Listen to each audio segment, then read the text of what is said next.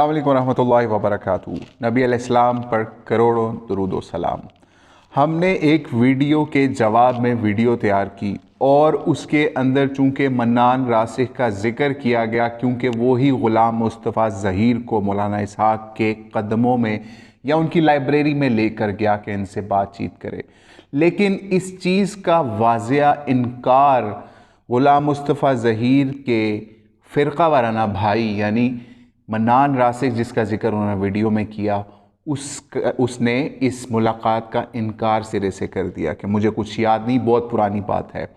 اور اسی ویڈیو کے جواب کے اندر انہوں نے ان کو پیر میں بٹھانے والی بات کے اوپر اور دیگر باتوں کے اوپر ایک ایسے بندے سے نسبت قائم کر کے بتایا کہ غامدی صاحب کو بھی ترقی عزت اخلاق ادب اور دلیل کی وجہ سے ملی ہے، تو ان کو اس طریقے سے بات کرنی چاہیے چونکہ ان کو معلوم ہے کہ یہ جاہل لوگ کس طرح کی باتیں کرتے ہیں اور پاؤں میں بٹھانے کی باتیں کرتے ہیں اور اپنی علمی برتری کے جھنڈے لوگوں کو دور دور سے دکھا کر بھگاتے ہوئے نظر آتے ہیں۔ لیکن حقیقت کیا ہے؟ آپ منان راسخ کی آڈیو میں ملاحظہ کر لیجئے کہ وہ اس مناظرے یا اس یادگار مناظرے کے بارے میں کیا کہتا ہے اور اس کے علاوہ جاوید احمد غامدی کی تعریفیں کیسے کرتا ہے۔ آپ خود ابھی ان کی ویڈیو ملاحظہ کیجئے، اس کے بعد منان راسخ کی آڈیو کے اندر پل باندھتے ہوئے غامدی صاحب کی تعریف بھی ملاحظہ کر لیجئے۔ تحقیر ہے، توہین ہے اور ان کے لیے بڑی ایک سبکی کی بات ہے، نہ پڑھے تو پھر بھی ان کے لیے۔ میں نے دیکھا جب وہ پریشان ہو گئے میں نے کہا آپ نیچے بیٹھے تھے، اپنے قدموں میں نے ان کو بٹھا لیا۔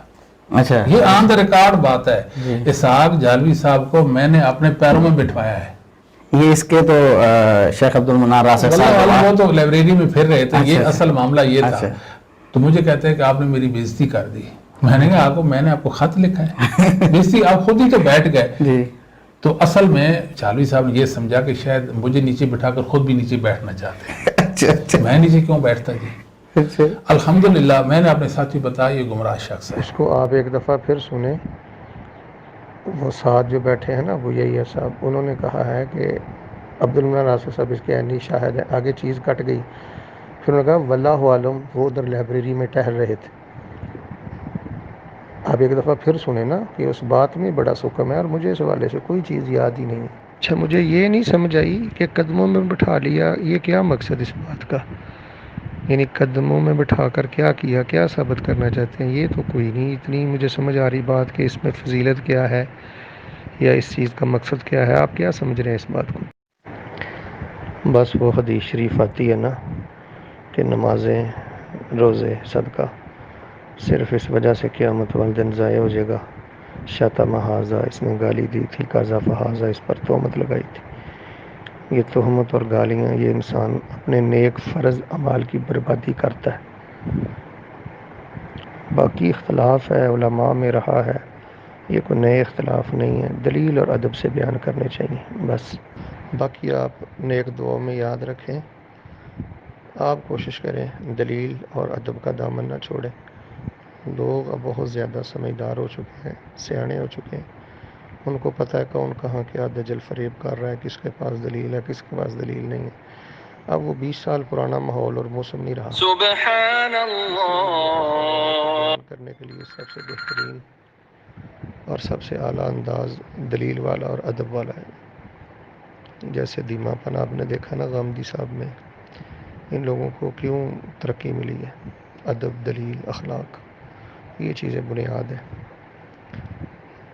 باقی وہ کسی کی تنقیص کرتا ہے، تذلیل کرتا ہے، تہمت لگاتا ہے۔ ان الساعۃ لآتیۃ، قیامت آنے والی ہے، اس کی بارگاہ میں ہم نے پیش ہونا ہے۔ ہم تو اپنی زبان سے سمجھتے ہیں کہ ایک حرف بولتے ہوئے ڈر جانا چاہیے کہ ہم اللہ کے سامنے ہی کھڑے ہیں۔ بارک اللہ فیکم، السلام علیکم۔